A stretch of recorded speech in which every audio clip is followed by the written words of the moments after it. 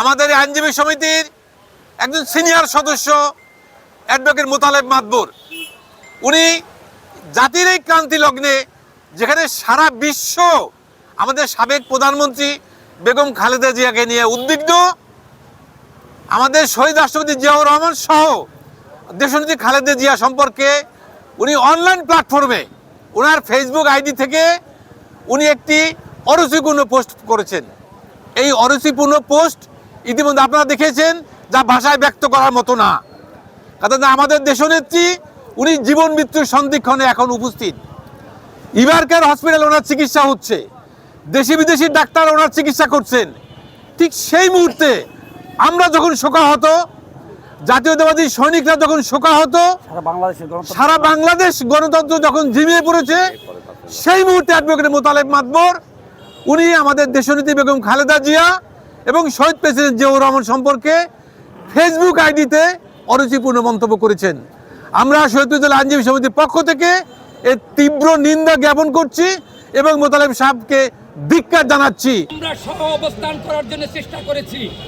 আমরা যারা ফ্যাসিস্টের দোষর ছিল তাদের পাশে থেকে যাতে তাদের কোনো ক্ষয়ক্ষতি না হয়, তাদের সুনাম নষ্ট না হয়, সেজন্য কিন্তু আমরা চেষ্টা করেছি। আমরা তাদের পাশে দাঁড়িয়েছি, কিন্তু তারা শান্তিতে থাকতে দিতে চায় না। এই দায় তাদেরকে বহন করতে হবে।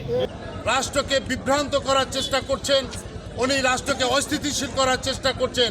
কাজেই এখন একটিমাত্র দাবি আমাদের, সেটা হচ্ছে মোতালেব মাতবর সাহেবকে আইনের আওতায় এনে শাস্তির ব্যবস্থা করা।